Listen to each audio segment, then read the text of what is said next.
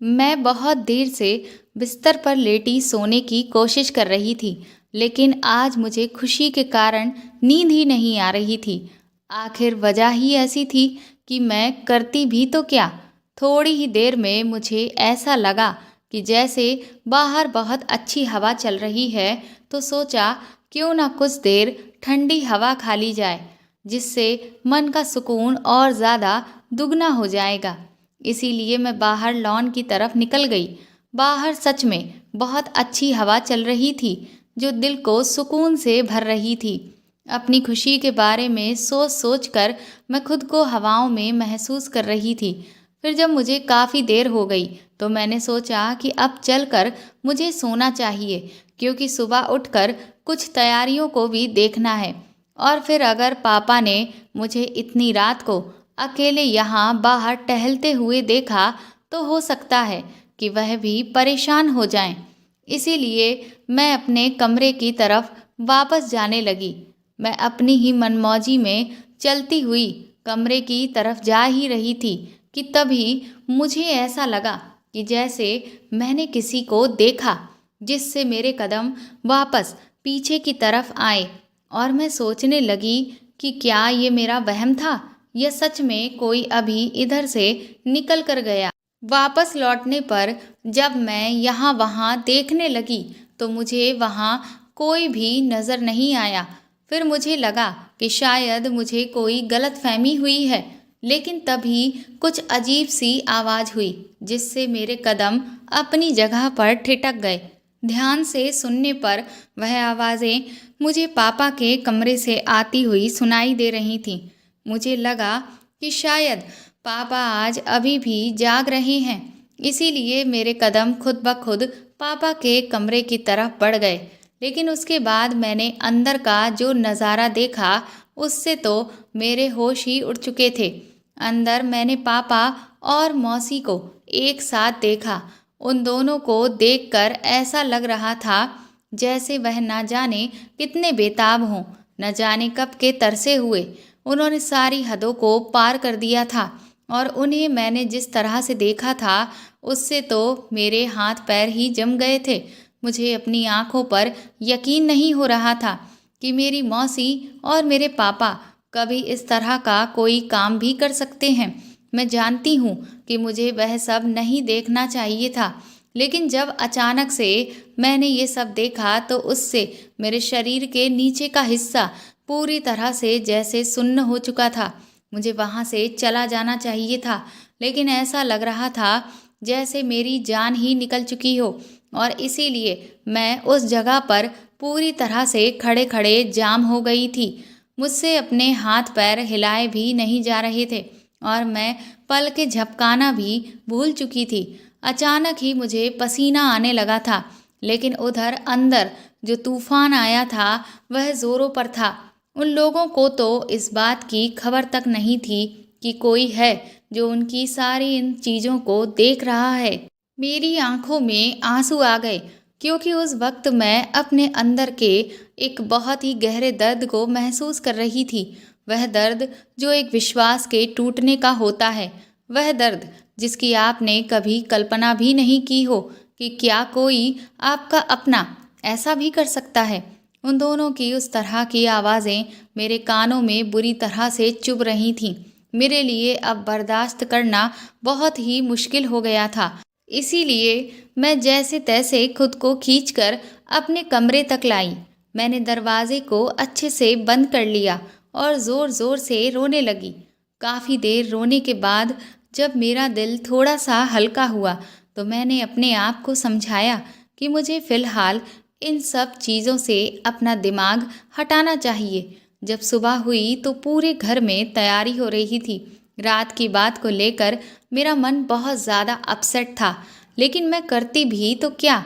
खुद को समझाने के बावजूद भी मैं उस बात को भूल नहीं पा रही थी। मौसी तुरंत ही मेरे पास आई और मुझे गले लगाकर बधाई देने लगी। दरअसल आज मेरा जन्मदिन है। मैंने बड़े ही बेमन से उन्हें गले लगाया। उसके बाद पापा मेरे लिए गिफ्ट लेकर आए। उनके उस दिए हुए गिफ्ट को लेकर भी मैंने कोई खास रुचि नहीं दिखाई, जिसे देखकर वह मुझसे कहने लगे कि क्या हुआ अंजलि बेटा, क्या तुम्हारी आज तबीयत ठीक नहीं है? मैंने उनसे कहा कि नहीं, बस मेरे सर में थोड़ा सा दर्द है। इस बात पर वह लोग बहुत ज़्यादा परेशान हो गए। तुरंत ही मेरे लिए दवा का इंतज़ाम किया गया। पापा ने कहा कि अगर तुम्हें ज़्यादा दिक्कत हो रही हो तो बताओ, मैं अभी डॉक्टर अंकल को फ़ोन करके यहीं बुला लेता हूँ। मैंने कहा कि आप परेशान मत होइए, मैं ठीक हूँ। ये दवा खाने के बाद मुझे जल्दी ही आराम मिल जाएगा। नाना जी भी तैयार होकर आ चुके थे। थोड़ी ही देर में मुझे अपनी दोनों कंपनीज में मिठाई बांटने के लिए जाना था, इसीलिए मैं अपने कमरे में जाकर तैयार होने लगी। मेरा नाम अंजलि खन्ना है। मेरी माँ का देहांत जब मैं बहुत छोटी थी उसी वक्त हो गया था। तब से मैं अपने पिताजी और नाना जी के साथ ही उनके घर में रहती हूँ। मेरे नाना जी एक बहुत बड़े बिजनेसमैन हैं, लेकिन अब उनकी काफ़ी उम्र हो गई है, तो बस इसी वजह से उनके बिजनेस को अब मेरे पिताजी संभाल रहे हैं।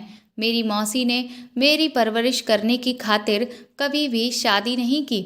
सभी लोग मुझे अपनी जान से भी ज़्यादा प्यार करते हैं। मैं आज के दिन को लेकर बहुत ज़्यादा खुश थी। इसलिए खुश नहीं थी क्योंकि आज मेरा जन्मदिन है, बल्कि मैं इसलिए खुश थी क्योंकि मैं कॉलेज टाइम से एक लड़के से प्यार करती हूँ और आज के दिन मैं उस लड़के को अपने घर वालों से मिलाने वाली थी, ताकि हम दोनों जल्द से जल्द शादी के बंधन में बंध जाएं। लेकिन कल रात मैंने जो कुछ भी देखा उससे मुझे बहुत ज़्यादा दुख हुआ। मैंने कभी नहीं सोचा था कि मेरे पापा और मेरी मौसी इस तरह का कोई काम भी कर सकते हैं, लेकिन मैंने खुद को बहुत समझाया। इस दुनिया में हर किसी की अपनी एक निजी ज़िंदगी भी होती है। हर इंसान की अपनी कुछ चाहतें भी होती हैं, जैसे कि मेरी अपनी चाहत है कि मैं जिससे प्यार करती हूँ उसके साथ अपना जीवन बिताऊं। इसी तरह से पापा भी बहुत सालों से अकेले हैं और मौसी भी। तो हो सकता है शायद अपनी कुछ इच्छाओं के चलते वह लोग ये सब कर रहे हों। बस यही सब सोचकर मैंने खुद को जैसे तैसे समझा लिया। लेकिन फिर भी जब भी मेरे मन में अपनी माँ को लेकर ख्याल आता तो मुझे बहुत बुरा लगता।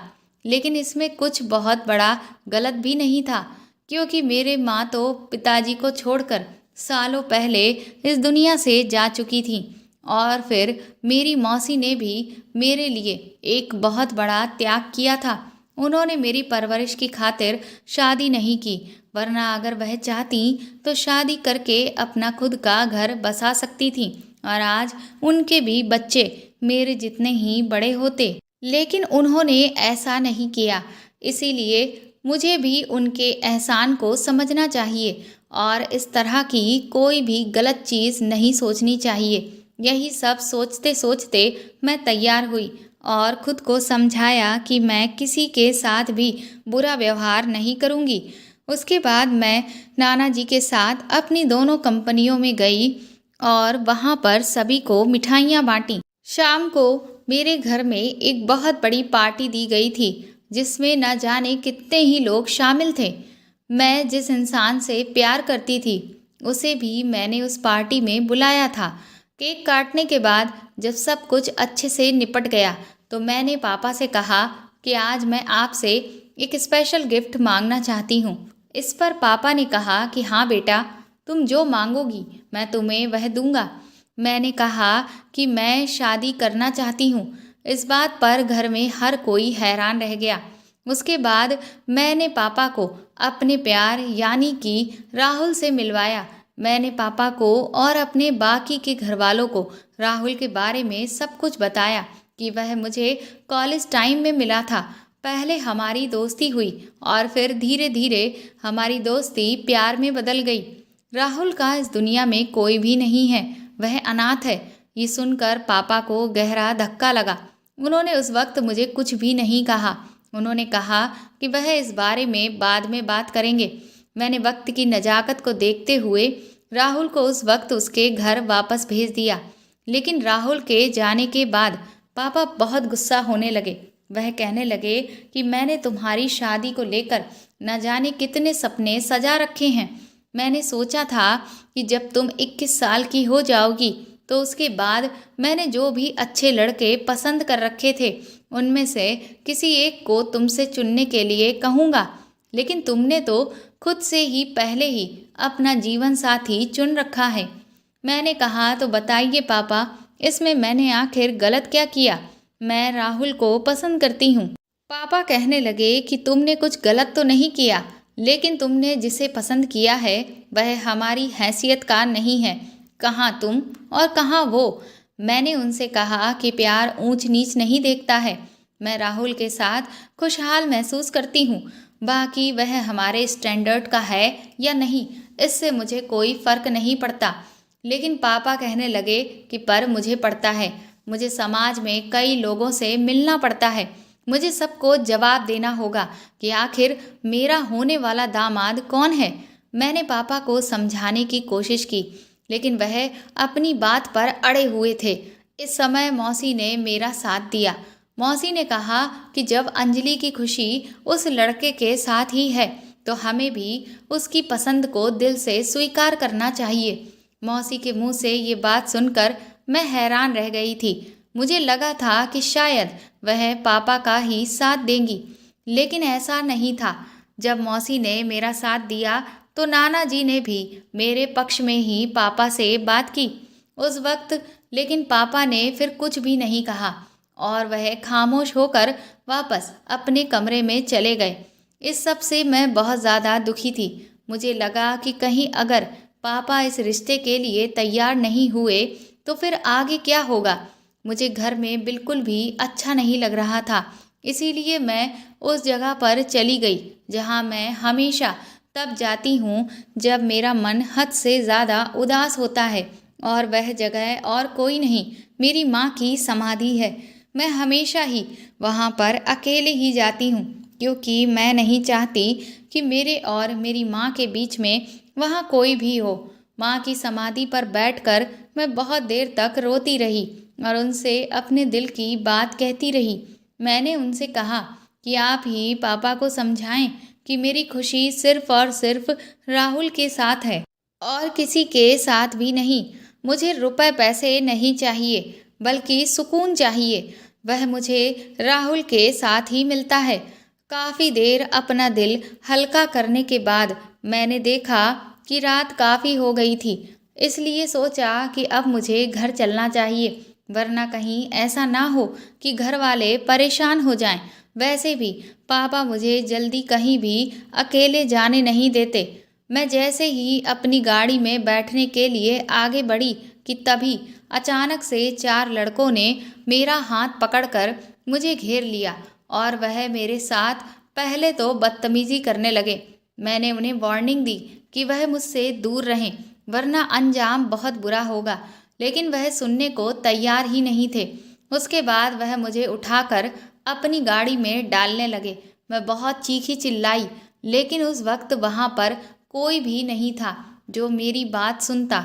लेकिन मैं भी उनके आगे झुकने वाली नहीं थी, इसलिए मैंने उनका बराबर का मुकाबला किया।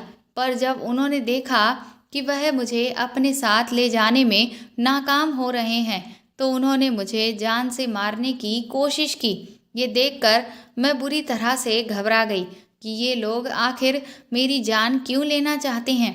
मैंने उनसे बहुत बार पूछा कि आखिर तुम्हें क्या चाहिए, पर वह तो ऐसा लग रहा था कि जैसे मुझे आज खत्म कर देने के इरादे से ही यहाँ आए हैं। उनमें से एक आदमी जैसे ही मेरे ऊपर चाकू से वार करने वाला था कि तभी मैंने अपनी एक लात खींचकर उसके पेट पर दे मारी और वह बाकी के तीनों के ऊपर जाकर गिरा। बस इतनी ही देर में मैं फुर्ती से अपनी गाड़ी तक पहुंची और तुरंत ही ड्राइव करके स्पीड में गाड़ी दौड़ा दी। जब मैं अपने घर पहुंची तो बुरी तरह से हाँफ रही थी। मैं उस वक्त पसीने में तरबतर घबराई हुई थी, पर मैंने तुरंत ही अपनी हालत को ठीक किया, क्योंकि मैं नहीं चाहती थी कि घर में किसी को भी इस सब के बारे में पता चले कि मेरे साथ आज क्या हुआ। वरना एक तो पहले ही ये लोग मुझे कहीं अकेले आने जाने नहीं देते, इस सब के बाद तो मुझ पर और भी ज़्यादा पाबंदियां बढ़ जाती। इसीलिए मैं दबे पांव चुपचाप अपने कमरे में वापस आ गई। फ्रेश होने के बाद कुछ देर मैं अपने कमरे की खिड़की के पास बैठकर सोचने लगी कि आखिर आज जो भी कुछ मेरे साथ हुआ वह क्यों हुआ और वह लोग कौन थे। मैं अभी ये सब सोच ही रही थी कि तभी मैंने खिड़की से सामने का जो नज़ारा देखा उससे मेरे होश उड़ चुके थे। सामने मेन गेट पर मैंने मौसी को खड़े हुए देखा और मौसी जिस इंसान के साथ खड़ी थीं उससे तो मेरे दिमाग की नसें सुन्न सी हो रही थीं, क्योंकि उनके साथ खड़ा हुआ आदमी और कोई नहीं वही था जो मुझ पर चाकू से वार कर रहा था। मौसी उसे कई सारे नोटों की मोटी मोटी गड्डियां पकड़ा रही थीं और वह उन पैसों को लेकर अपनी गाड़ी में बैठकर चला गया और मौसी इधर उधर चौकन्नी होकर देख रही थी कि कहीं उन्हें किसी ने देखा तो नहीं, और फिर वह भी दबे पांव वापस घर के अंदर आ गईं। आखिर ये सब क्या हो रहा था, मुझे तो कुछ भी समझ नहीं आ रहा था। इसका मतलब मुझ पर आज जो हमला हुआ वो बिना किसी मकसद के नहीं हुआ था और मुझ पर हमला करवाने वाला और कोई नहीं बल्कि मेरा अपना मेरी मौसी ही थी। लेकिन आखिर क्यों, वह मुझे क्यों मरवाना चाहती हैं। मैं सोचने लगी कि कहीं ऐसा तो नहीं कि मौसी को पता चल गया हो कि मैंने उन्हें और पापा को एक साथ देख लिया है और बस इसी वजह से वह मुझे अपने रास्ते से हटाना चाहती हों। शायद उन्हें लग रहा हो कि मैं उनके और पापा के रिश्ते को आगे नहीं चलने दूंगी। लेकिन फिर मैंने सोचा कि आखिर ये कैसे हो सकता है। जिस वक्त मैं उन दोनों को देख रही थी मुझे तो एक बार भी ऐसा नहीं लगा कि उनमें से किसी ने भी मुझे देखा। और फिर आज जब मैंने अपनी शादी की बात की तो मौसी ने तो मेरा पूरा पूरा साथ भी दिया था। अब तो मेरे दिमाग में इतने सारे सवाल थे जिससे मैं पागल हुई जा रही थी। मुझे समझ ही नहीं आ रहा था कि आखिर मैं मौसी के किस रूप पर विश्वास करूं। लेकिन अभी जो मैंने कुछ देर पहले देखा उसको भी मैं नज़रअंदाज नहीं कर सकती थी। उससे साफ जाहिर हो चुका था कि मौसी मुझे अपने रास्ते से हटाना चाहती हैं। अब मुझे उन पर बहुत गुस्सा आ रहा था और मेरे दिल में उनके लिए धीरे धीरे नफरत पैदा होने लगी थी। मैंने सोचा कि अब क्या मैं इस बारे में पापा से बात करूं, पर मुझे फिर ऐसा लगा कि लेकिन जिस तरह से मेरे लिए इस बात को हजम कर पाना मुश्किल है, ठीक उसी तरह से घर के बाकी लोगों का भी इस पर विश्वास करना नामुमकिन के बराबर है कि मौसी मुझे खत्म करवाना चाहती हैं। जबकि अभी तक तो उन्होंने ही मेरी परवरिश की है और मुझे बहुत अच्छे से पाला था, और फिर उनका मुझे खत्म करने के पीछे क्या मकसद था जब मुझे वही नहीं पता तो फिर मैं किसी से क्या कहूँ। इसीलिए मैंने सोचा कि सबसे पहले तो मुझे उनके मकसद के बारे में पता करना पड़ेगा, उसके बाद ही मैं किसी से कुछ कहूँगी। अगले दिन पापा ने मुझे और बाकी के घर वालों को हॉल में बुलाया। मैं समझ तो रही थी कि वह शायद मेरी शादी को लेकर जो भी ज़रूरी बात है वह करने वाले हैं। मैं जब पापा के सामने पहुंची तो बुरी तरह से घबराई हुई थी कि ना जाने वह कौन सा फैसला सुनाएंगे। पापा ने मुझसे कहा कि उन्हें मेरा और राहुल का रिश्ता मंजूर है। उनकी ये बात सुनकर मैं खुशी से उछल पड़ी, लेकिन तभी उन्होंने कहा कि लेकिन मेरी एक शर्त है। शर्त की बात सुनकर मेरी खुशी थोड़ी सी धुंधली हुई। मैंने उनसे पूछा कि आखिर आपकी क्या शर्त है। इस पर पापा ने कहा कि राहुल को शादी के बाद इस घर में ही रहना पड़ेगा, घर जमाई बनकर, और मेरे बाद इस बिजनेस की बागडोर तुम्हें और राहुल दोनों को मिलकर संभालनी पड़ेगी। पापा की इस शर्त से मुझे कोई भी ऐतराज़ नहीं था, इसीलिए मैं बहुत खुश हो गई। उसके बाद मैं उसी दिन राहुल के घर गई और उसे पापा की शर्त के बारे में सब कुछ बता दिया। लेकिन ये सब सुनकर राहुल नाराज़ होने लगा। वह कहने लगा कि मैं तुम्हारे घर में घर जमाई बनकर नहीं रह सकता, इससे मेरे आत्मसम्मान को ठेस पहुँचेगी। मैंने राहुल से कहा कि जैसे तैसे मैंने अपने पापा को इस रिश्ते के लिए तैयार किया है और तुम बिना फालतू की बात करके क्यों मुसीबतें बढ़ा रहे हो। अगर तुम्हारे माँ बाप इस दुनिया में होते तो मैं तुमसे खुद इस शर्त को मानने के लिए नहीं कहती, लेकिन तुम्हारा मेरे सिवा कोई भी नहीं है, तो आखिर इस बात में बुराई ही क्या है। इसमें तो मेरी भी खुशी शामिल है।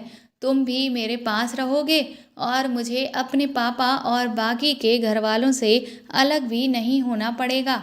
राहुल कहने लगा, लेकिन तुम समझती क्यों नहीं हो। वह कहने लगा कि मैं तुम्हारे बिजनेस को नहीं संभाल सकता, वरना हर कोई यही कहेगा कि मैंने पैसे के लालच में आकर तुमसे शादी की है। मैंने कहा कि अगर तुम मेरे बिजनेस को नहीं भी संभालते तो भी मुझसे शादी करने के बाद मेरा सब कुछ तुम्हारा ही तो होता, तो क्या तब सब लोग ये नहीं कहते। और अगर तुम्हारा सोचना ऐसा ही था तो फिर तुमने मुझसे प्यार ही क्यों किया। क्या इसमें मेरी गलती है कि मैं अपने पिता की इकलौती संतान हूँ। मेरे कड़वे बोल सुनकर राहुल का चेहरा उतर गया। फिर मैंने उसे समझाते हुए कहा कि देखो, तुम परेशान मत हो। अभी तुम जैसे किसी दूसरे के यहाँ पर काम करोगे, तुम बिल्कुल ऐसे ही समझ लेना कि मेरे कंपनी में काम कर रहे हो और तुम्हें उसकी सैलरी मिल रही है। बस फिर मैंने जैसे तैसे राहुल को भी मना लिया और हमारी शादी की तैयारियां ज़ोरों शोरों से होने लगी। अब सब कुछ ठीक हो चुका था। मेरे घरवाले भी मेरी शादी से खुश थे और राहुल भी खुशी खुशी सारी शर्तों के साथ मुझसे शादी करने को मान चुका था। लेकिन बस अगर कोई टेंशन की बात थी तो वह सिर्फ मौसी को लेकर ही थी। मुझे अभी तक इस सवाल का जवाब नहीं मिला था कि मौसी ने मुझ पर वह जानलेवा हमला क्यों करवाया था। आखिर उन्हें मुझे खत्म करवा कर क्या मिलने वाला था। मैंने अब तक इस बारे में राहुल को भी कुछ भी नहीं बताया था, क्योंकि मैं नहीं चाहती थी कि वह मेरे घर वालों के बारे में कुछ भी गलत सोचे। क्योंकि अब तक तो मैंने उसे यही बताया था कि मेरा परिवार मुझे बहुत चाहता है और मेरे परिवार ने मेरी खातिर बहुत सारे त्याग किए हैं। खैर, मेरी और राहुल की शादी धूमधाम से हो गई और हम दोनों हनीमून पर विदेश घूमकर वापस भी आ गए। सब कुछ बहुत अच्छा चल रहा था। मैं घर में रहकर बोर हो जाती थी, इसीलिए मैंने पापा के आगे इच्छा जाहिर की कि मैं भी कंपनी को संभालना चाहती हूँ। लेकिन पापा ने मुझे ये कहकर मना कर दिया कि मैं इन सब चक्करों में ना पड़ूं और आराम से अपनी ज़िंदगी जीऊं और अपने शौक़ों को पूरा करूं। पर मेरे बहुत ज़्यादा ज़िद करने पर पापा ने कहा कि तुम महीने में एक दिन कंपनी का चक्कर लगा आया करना, बस इतना ही तुम्हारे लिए काफ़ी है। क्योंकि मैं नहीं चाहता कि मेरी बच्ची इन सब झंझटों में पड़े। पापा का प्यार देखकर कभी कभी मैं यही सोचती कि मैं कितनी ज़्यादा लकी हूँ जो मुझे इतना चाहने वाले पापा मिले हैं। एक दिन मैं अपने कमरे में बैठी थी। मुझे महीने वाली दिक्कत थी, तो इस वजह से मेरे पेट में काफ़ी दर्द हो रहा था। उस दिन राहुल मेरे लिए हल्दी वाला दूध बनाकर लाया और मुझसे बोला कि तुम इसे पी लो, इससे तुम्हें आराम मिल जाएगा। मैं ऑफिस का कुछ काम करने के लिए स्टडी रूम में जा रहा हूँ। मैंने मुस्कुराकर उसे थैंक यू कहा और फिर वह वहाँ से चला गया। उसके जाते ही मौसी मेरे कमरे में आईं और कहने लगी कि अंजलि, इस दूध को हरगिज़ भी मत पीना। मौसी की इस बात से मैं हैरान रह गई थी। मैंने उनसे कहा, क्यों, मैं इस दूध को क्यों ना पीऊँ। तो मौसी कहने लगी, क्योंकि इस दूध में जहर मिला हुआ है। उनके मुंह से ऐसी बात सुनकर मैं बुरी तरह से हैरान रह गई और नाराज़ भी होने लगी कि आप आखिर कहना क्या चाहती हैं कि मेरे पति ने मुझे जहर पीने के लिए दिया है। तो मौसी कहने लगी कि हाँ, मैं जानती हूँ तुम्हारे लिए इस बात पर यकीन करना बहुत मुश्किल है, लेकिन ऐसा ही है। इसीलिए इस दूध को मत पीना और मैं अभी जा रही हूँ, वरना मुझे अगर यहाँ किसी ने देख लिया तो शक हो जाएगा। इतना कहकर मौसी वापस मेरे कमरे से चली गईं। अब तो मुझे मौसी के ऊपर बहुत गुस्सा आ रहा था। मेरा जी चाह रहा था कि मैं अभी के अभी उनसे जाकर कहूँ कि मुझे मेरे पति ने नहीं बल्कि आप मारना चाह रही हैं। आपको क्या लगता है कि मुझे आपकी हकीकत नहीं पता? मैं अच्छे से समझ गई थी कि वह मुझे मेरे पति के खिलाफ भड़काना चाहती हैं, क्योंकि उन्हें नहीं पता कि मैं उनकी पूरी हकीकत जान चुकी हूँ। मैंने उस दूध के गिलास को उठाया, लेकिन न जाने क्यों मेरी उस दूध को पीने की अब हिम्मत नहीं हो रही थी। फिर मुझे लगा कि इस बात की परख मुझे खुद से ही करनी चाहिए। इसीलिए मैंने उस दूध को मेरे घर में जो बिल्ली पली हुई थी उसे पीने के लिए दिया, और सच में मेरे उस वक्त होश उड़ गए जब उस दूध की 2 घूंट पीते ही वह बिल्ली वहीं खत्म हो गई। मुझे अभी तक यकीन नहीं हो रहा था कि मौसी ने जो कुछ भी कहा वह सच था। तो क्या इसका मतलब मेरा पति भी मेरी जान लेना चाहता था? अब तो मुझे समझ ही नहीं आ रहा था कि कौन सच बोल रहा है और कौन झूठ। मेरे दिमाग ने काम करना बंद कर दिया था। मैंने तुरंत ही उस बिल्ली को वहाँ से हटाया और सब कुछ ऐसा कर दिया जैसे कुछ भी नहीं हुआ है। पर मैं बुरी तरह से घबराई हुई थी। मुझे अपनी प्यारी बिल्ली को खो देने का दुख भी हो रहा था। उसने मेरे जीवन का मोल चुकाया था। मैं सोचने लगी कि आखिर राहुल मुझे क्यों मारना चाहेगा, जबकि मारना तो मुझे मौसी चाहती है। लेकिन अगर मौसी मुझे खत्म करना चाहती थी तो फिर उन्होंने मुझे क्यों बताया कि दूध में जहर मिला हुआ है। लेकिन जब मैंने शांत दिमाग से सोचा तो मुझे लगा कि शायद मौसी मेरे और राहुल के रिश्ते को खराब करना चाहती हैं। इसीलिए हो सकता है उन्होंने ये चाल चली हो कि जब राहुल मेरे लिए दूध बनाकर तैयार कर रहा था तो उन्होंने चुपके से उस दूध में जहर मिला दिया, ताकि मुझे ये लगे कि वह दूध तो राहुल लेकर आया है, जबकि जहर उसमें मौसी ने मिलाया होगा। और खुद मेरे सामने से आकर मुझे ये कह दिया कि वह जहर वाला दूध मेरे लिए राहुल लेकर आया है, जिससे कि मैं मौसी को अपना शुभचिंतक समझूं और राहुल से अपना रिश्ता खत्म कर लूं। कुछ देर के बाद मौसी वापस मेरे कमरे में आईं और मेरे माथे को चूमते हुए बोली, मेरी बच्ची ठीक तो है ना? मुझे तेरी बहुत फिक्र हो रही थी। शुक्र है कि तूने मेरी बात मानते हुए उस दूध को नहीं पिया, वरना आज न जाने क्या हो जाता। वह तो सही रहा कि मैंने सही मौके पर राहुल को ये सब करते हुए देख लिया। मेरी बात मान, आज के बाद कभी भी राहुल की बात पर भरोसा मत करना। मैंने मौसी को तुरंत ही धक्का दिया।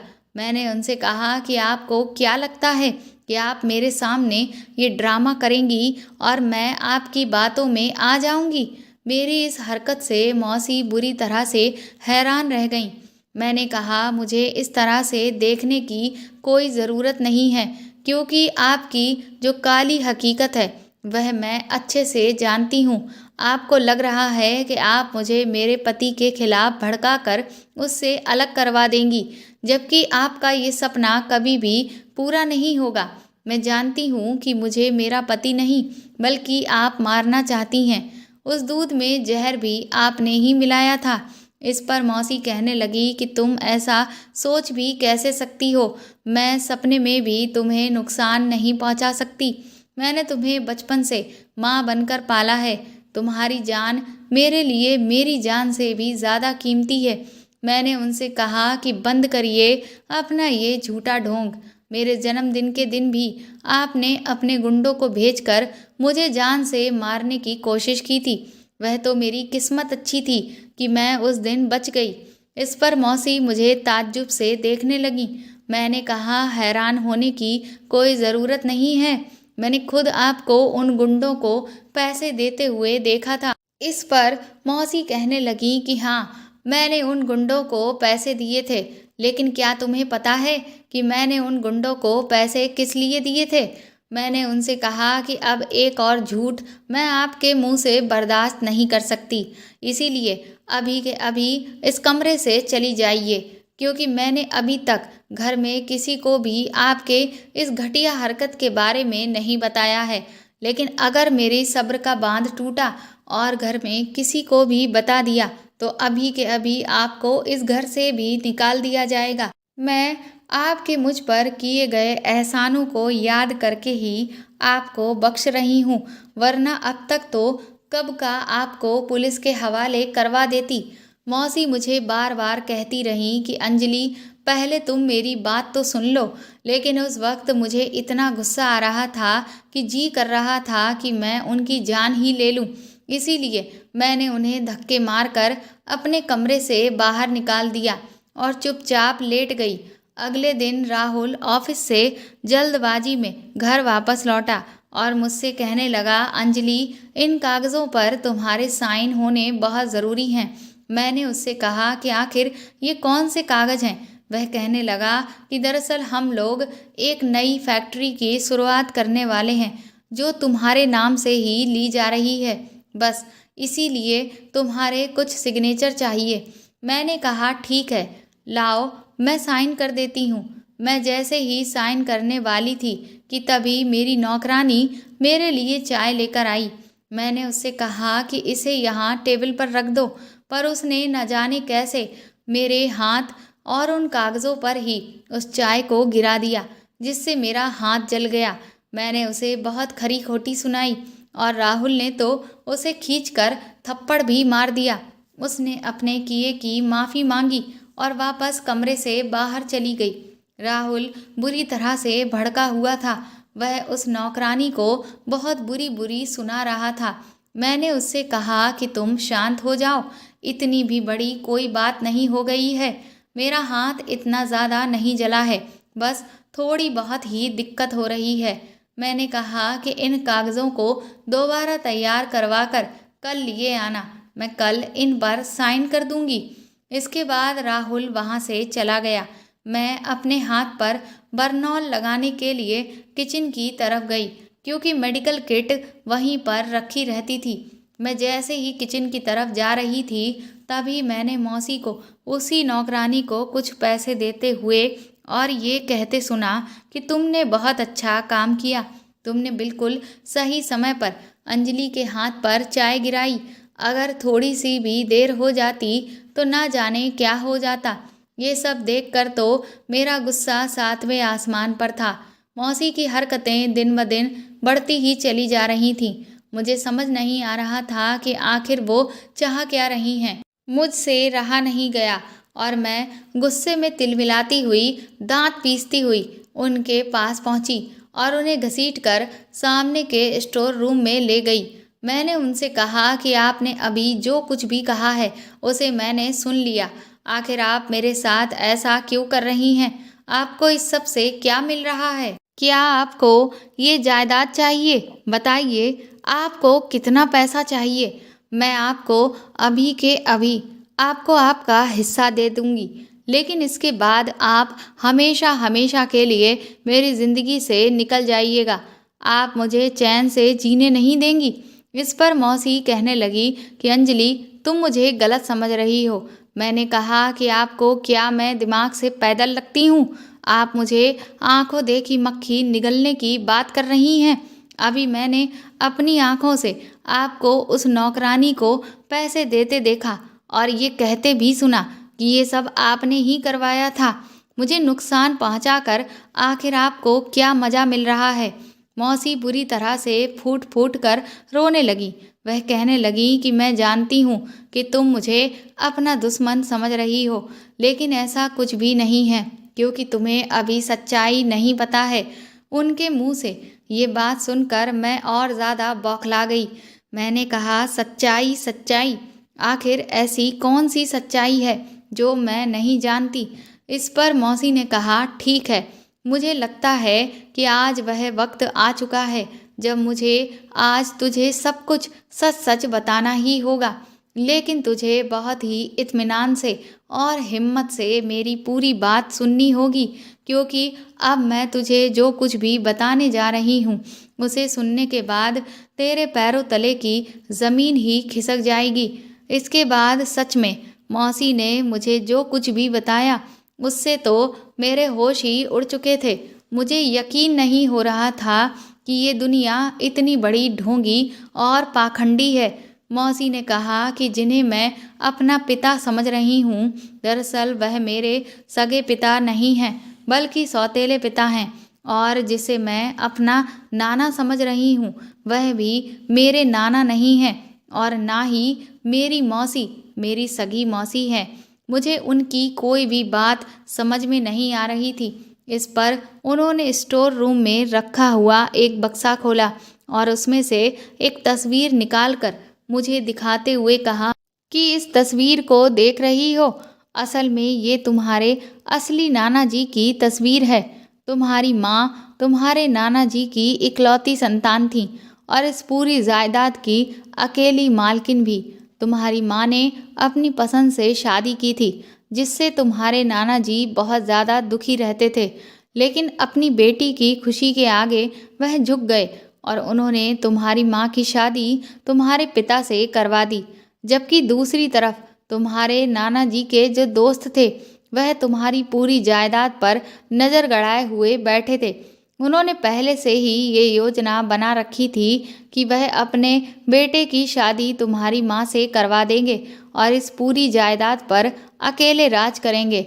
लेकिन तुम्हारी माँ ने अपनी पसंद से शादी करके उनके मंसूबों पर पानी फेर दिया।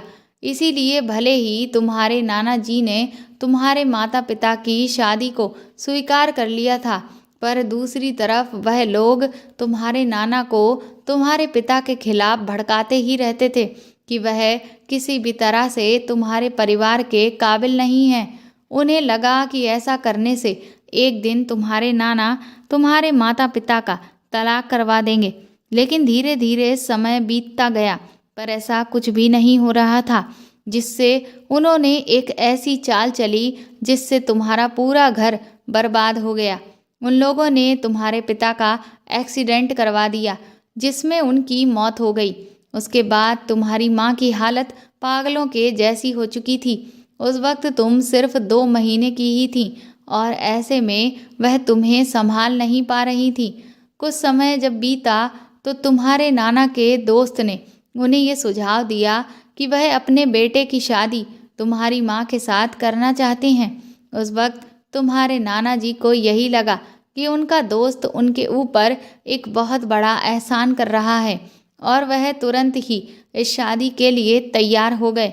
लेकिन उन्हें नहीं पता था कि इस शादी के पीछे उनकी कितनी बड़ी साजिश थी। और फिर कुछ दिनों के बाद ही तुम्हारे नाना जी के उस दोस्त ने अपने बेटे की शादी तुम्हारी माँ से करवा दी। वह बेटा और कोई नहीं बल्कि वही था जिसे आज तुम अपना असली पिता समझती हो, और तुम्हारे नाना का वह दोस्त भी और कोई नहीं बल्कि वही है जिसे आज तुम अपना असली नाना समझती हो। मैं उस वक्त तुम्हारे सौतेले पिता की महबूबा थी। मुझे जब उनकी शादी के बारे में पता चला तो मैंने विरोध किया, लेकिन तुम्हारे पिता ने मुझे भी अपनी बातों में फंसा लिया।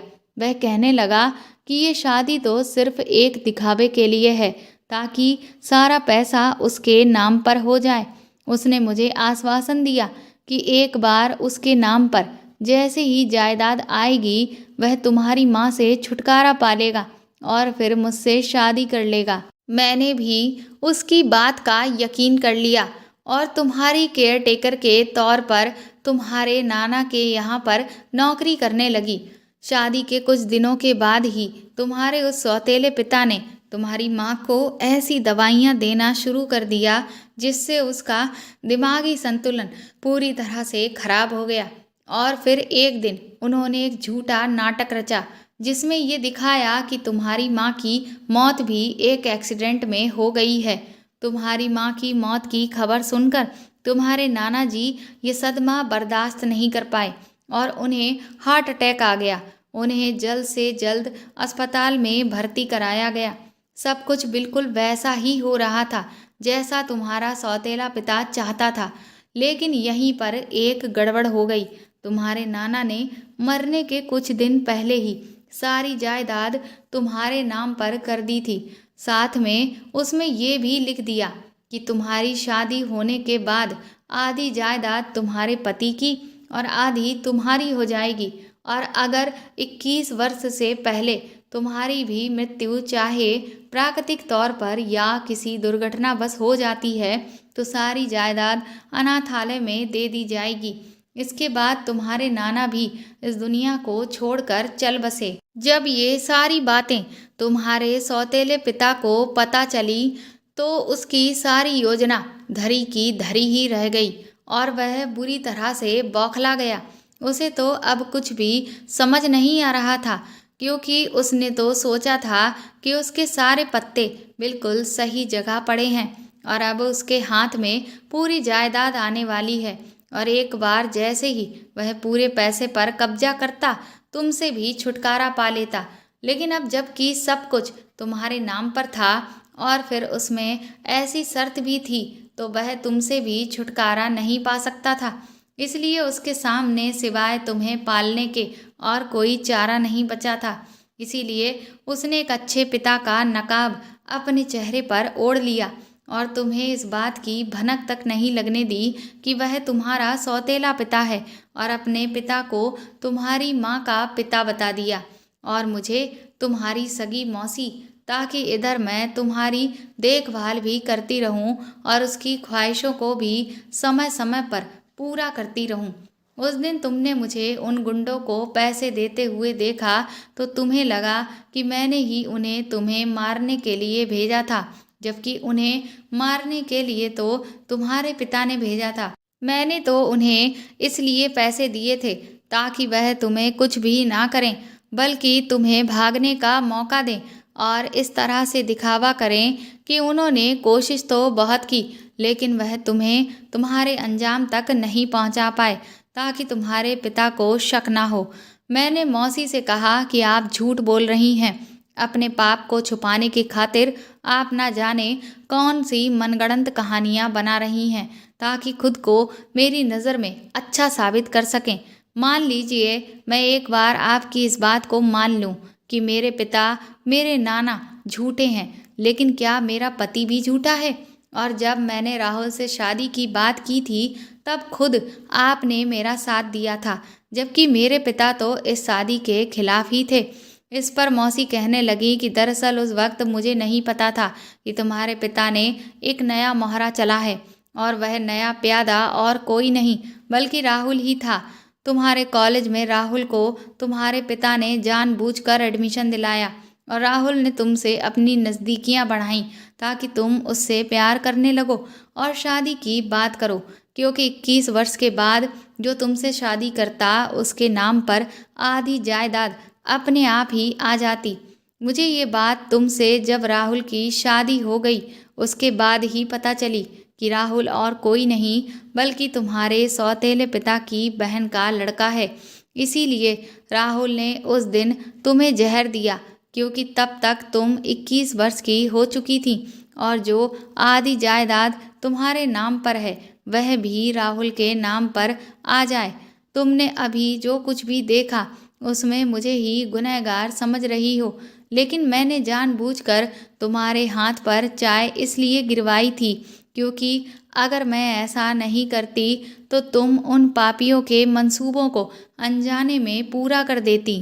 मैंने मौसी से कहा कि आखिर आप कहना क्या चाहती हैं, तो वह कहने लगी, दरअसल वह जो कागज़ राहुल लेकर आया था तुमसे साइन करवाने के लिए, वह किसी नई फैक्ट्री को शुरू करने के कागज़ नहीं थे बल्कि पावर ऑफ अटॉर्नी के कागज़ थे, जिस पर साइन करते ही सारी जायदाद अपने आप ही राहुल और तुम्हारे पिता के नाम पर ट्रांसफ़र हो जाती।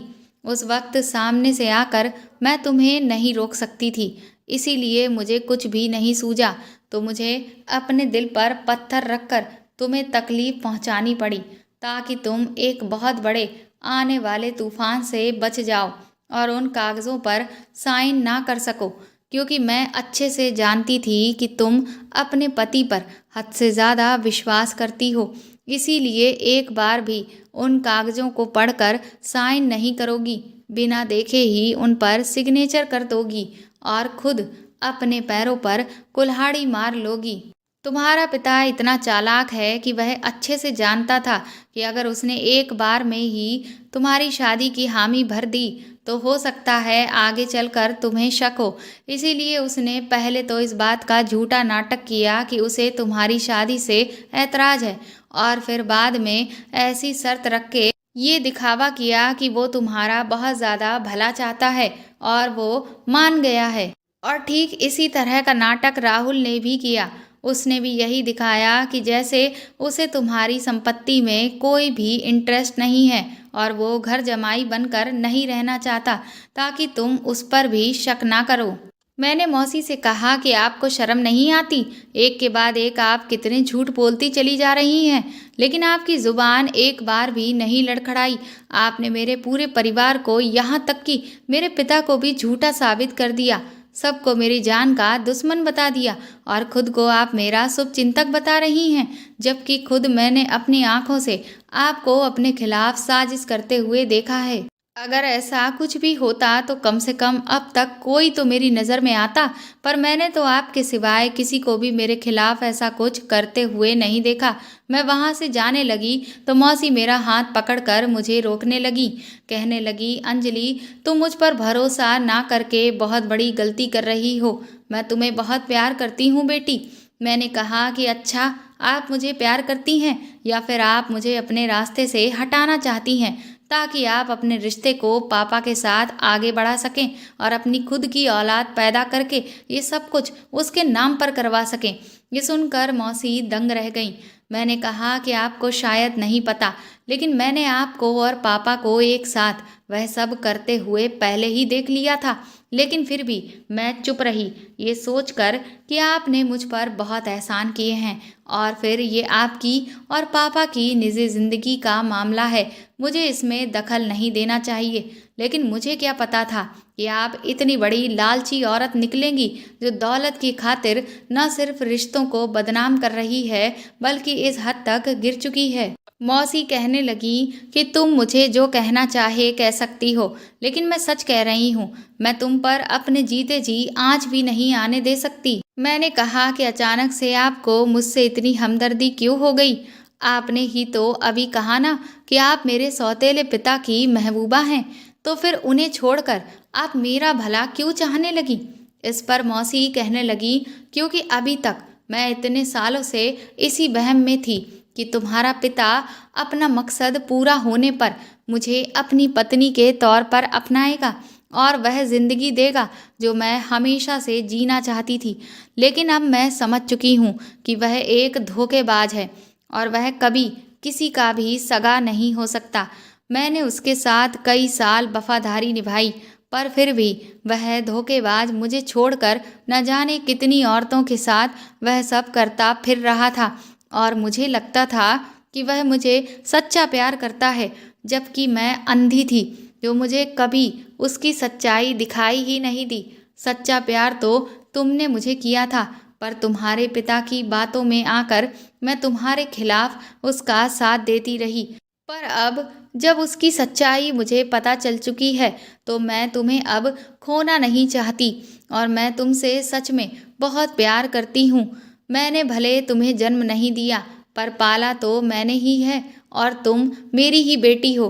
मौसी का झूठ मुझसे बर्दाश्त नहीं हो रहा था, इसीलिए मैं गुस्से में उन्हें वहीं स्टोर रूम में छोड़कर वापस अपने कमरे में आ गई और गाड़ी की चाबी लेकर तुरंत ही घर से बाहर निकल गई। मैं अपनी माँ की समाधि पर पहुँची तो वहाँ मैं बहुत रोई। मुझे आज समझ नहीं आ रहा था कि मैं किस पर विश्वास करूं और किस पर नहीं। सभी रिश्तों पर मेरा भरोसा उठ चुका था। ऐसा लग रहा था कि जैसे आज मैं दुनिया में अकेली हो चुकी हूँ। मैंने माँ से चिल्ला चिल्ला कर कहा कि आप जब इस दुनिया से गई तो मुझे भी अपने साथ लेकर क्यों नहीं चली गईं? मुझे क्यों छोड़ कर गईं? काफ़ी देर अपने दर्द को माँ से बयां करने के बाद मैं वापस अपने घर लौट आई। मैंने सोच लिया कि मौसी मुझे मेरे पापा से और मेरे पति से अलग करना चाहती हैं, बस इसीलिए वह इस तरह की साजिश रच रही हैं। लेकिन अब मैं और ज़्यादा बर्दाश्त नहीं करूँगी। कल सुबह ही मैं पापा को मौसी की सारी सच्चाई बता दूंगी कि वह किस तरह से मुझे उनके खिलाफ भड़का रही हैं और उनका भी इस्तेमाल कर रही हैं। ताकि वह इस पूरी जायदाद पर कब्जा कर सकें। राहुल उस दिन ऑफिस के किसी काम से बाहर गए हुए थे, इसीलिए मैं उस दिन अकेली ही थी, तो मुझे काफ़ी देर से नींद ही नहीं आ रही थी। ऐसा लग रहा था कि अभी के अभी सुबह हो जाए और मैं सब कुछ जाकर अपने पापा को बता दूं और मौसी को धक्के देकर इस घर से निकलवा दूं। कोई इंसान इतना लालची कैसे हो सकता है? मुझे तो यकीन ही नहीं हो रहा था। यही सब सोचते सोचते न जाने कब मेरी आंख लग गई। अभी मैं गहरी नींद में सो ही रही थी कि तभी मुझे अचानक से ऐसा लगा कि जैसे किसी ने मेरे कमरे का दरवाज़ा बहुत ही धीरे से खोला। मैं चुपचाप सोने का नाटक करती रही और अचानक से गोलियों की तेज़ आवाज़ मेरे कमरे में गूंज गई।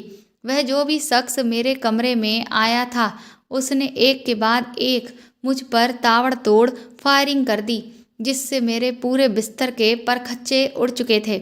जब उसने सारी पिस्तौल की गोलियां मेरे सीने में उतार दी, तो उसने चैन की सांस ली। अपने माथे का पसीना पोंछने के बाद उसने ये तसल्ली करने के लिए कि मैं अब पूरी तरह से मर चुकी हूँ, कमरे की लाइट को जलाया। लेकिन लाइट को जलाते ही जब उसने बिस्तर पर नज़र डाली तो उसके होश उड़ चुके थे, क्योंकि उसे कहीं पर भी खून का एक भी छींटा नज़र नहीं आ रहा था, जिससे वह हैरान रह गया कि आखिर इतनी गोलियां लगने के बाद भी ये सब कैसे हो गया। तभी पर्दे के पीछे छुपे हुए सभी पुलिस वाले बाहर निकल आए और उन्होंने उस शख्स को रंगे हाथों कसकर दबोच लिया। उस इंसान के होश उड़ चुके थे। उसे अभी भी यकीन नहीं आ रहा था कि वह पकड़ा जा चुका है। इसके बाद मैं खुद अपने कपड़ों की अलमारी से बाहर निकल कर आई और जब उसने मुझे जिंदा पाया तो एक बार फिर से उसके ऊपर बिजली गिरी। उस वक्त न सिर्फ वह हैरान था, बल्कि मैं खुद भी दंग रह चुकी थी, क्योंकि मुझ पर गोली चलाने वाला शख्स और कोई नहीं, मेरे पिता ही थे। मैंने रो रो कर उनसे कहा कि आखिर आपने मेरे साथ ऐसा क्यों किया। इस पर वह कहने लगे कि अंजलि, तुम्हें गलतफहमी हो रही है। मैं यहाँ तुम्हें मारने नहीं आया था बेटा। मुझे तो तुम्हारे कमरे में कोई आता हुआ दिखाई दिया। मुझे लगा कि कोई तुम पर हमला करने वाला है। मैं तो बस तुम्हें बचाने के लिए आया था। मैंने कहा बस करिए, आखिर आप कितना झूठ बोलेंगे। इतने सालों से आपका एक के बाद एक झूठ मैं बर्दाश्त करती चली जा रही हूँ। इससे पहले कि मेरे पिता मुझे और कुछ कहते कि तभी मौसी भी कमरे में आ गईं और उन्होंने कहा कि मैं अंजलि को सब कुछ पहले ही बता चुकी हूँ। ये सुनकर मेरे पिता की आंखें पत्थर की तरह जम चुकी थीं। इसके बाद मैंने अपने सौतेले पिता से कहा कि हाँ, मौसी ने मुझे सब कुछ बता दिया था, लेकिन उस वक्त मुझे यकीन ही नहीं हुआ कि आप मेरे साथ ऐसा कर सकते हैं।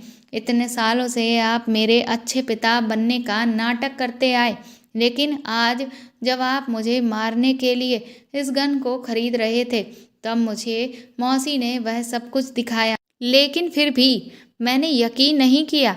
मुझे लगा कि हो सकता है आपको इस गन की ज़रूरत किसी और काम के लिए पड़ी हो, तो उन्होंने कहा कि मैं एक ये छोटा सा नाटक करके देख लूं।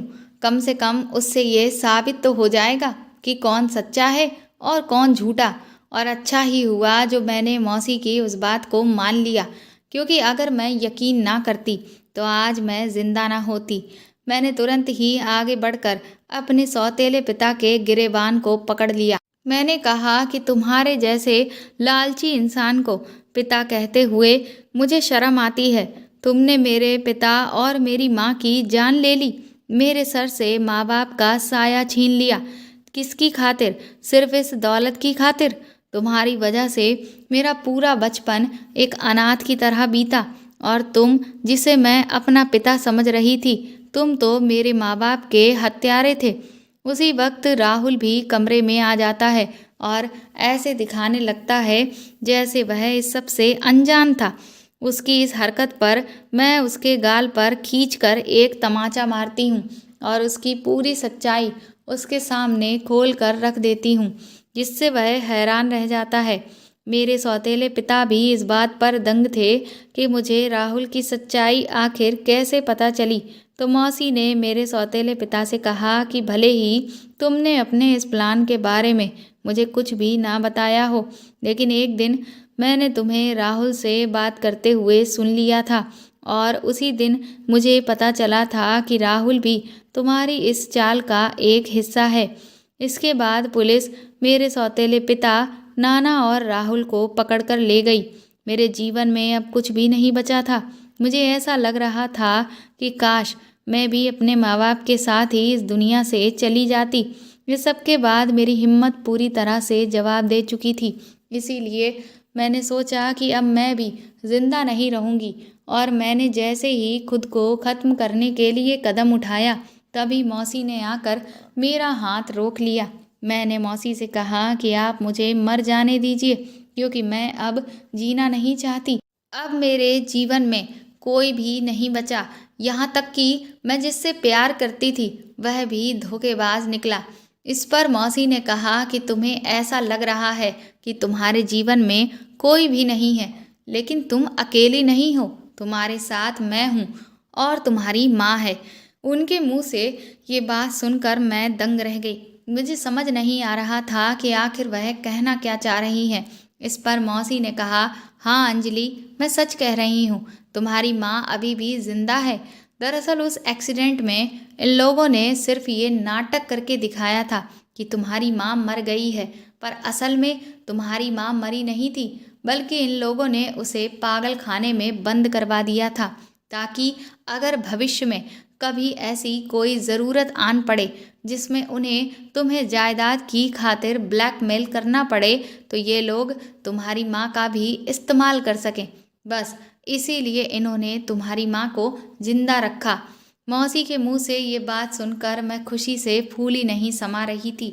मैं और मौसी उसी वक्त तुरंत ही पागल खाने गए और जब मैंने खुद अपनी आंखों से अपनी माँ को जिंदा देखा तो कुछ पल के लिए मैं अपने सारे गमों को भूल चुकी थी। थोड़ी बहुत फॉर्मेलिटीज़ करने के बाद मैं अपनी माँ को वापस अपने घर ले आई और मैंने उनका अच्छे से अच्छा इलाज करवाना शुरू करवा दिया था। इधर मैंने अपनी कंपनी की सारी जिम्मेदारियां भी खुद ही उठा ली थीं, जिसके बाद मुझे पता चला कि मेरे सौतेले पिता ने न जाने कितने करोड़ का घपला कर रखा था, जिससे हमारी कंपनी घाटे में चली गई थी। और शायद इसी वजह से मेरे पिता ने कभी भी मुझे ऑफिस नहीं आने दिया, क्योंकि अगर मैं रेगुलर ऑफिस आती तो मुझे उनकी सारी अय्यासियों के बारे में पता चल जाता जो वह मेरे नाना के पैसों से कर रहे थे। आज इस बात को 3 साल बीत चुके हैं और मैं अपनी कंपनी को एक ऊंचे पायदान पर लेकर आ गई हूँ। मेरी माँ पहले से काफ़ी हद तक बेहतर हो गई हैं, लेकिन जो कुछ भी उनके अतीत में उन पर बीता है उसके निशान आज भी उनके चेहरे पर दिखाई देते हैं, ठीक उसी तरह से जैसे मैं वह सब कभी नहीं भूल सकती। मौसी ने मुझसे कई बार कहा कि अब वह यहाँ से चली जाना चाहती हैं, लेकिन मैंने उन्हें रोक लिया, क्योंकि मेरे जीवन में वैसे ही मुझे प्यार करने वाला कोई नहीं है। और आज अगर मैं ज़िंदा हूँ और मेरी माँ मुझे वापस मिली है तो वह सिर्फ़ और सिर्फ उनकी वजह से ही।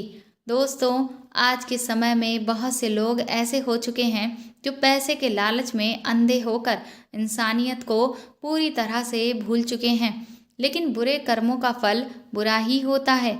इसीलिए हमें कभी भी ऐसा काम नहीं करना चाहिए जिससे किसी की ज़िंदगी खराब हो, क्योंकि किसी को दुख पहुंचाकर और खुशियों को छीनकर आप कभी भी खुशहाल जीवन नहीं जी सकते। तो दोस्तों, आपको मेरे द्वारा लिखी हुई ये कहानी कैसी लगी कमेंट करके ज़रूर बताइएगा और प्लीज़ मेरे चैनल को सपोर्ट करें। इस कहानी को ज़्यादा से ज़्यादा शेयर और लाइक करें। साथ ही अगर आप चाहें तो मुझे सुपर थैंक्स भी खरीद कर दे सकते हैं।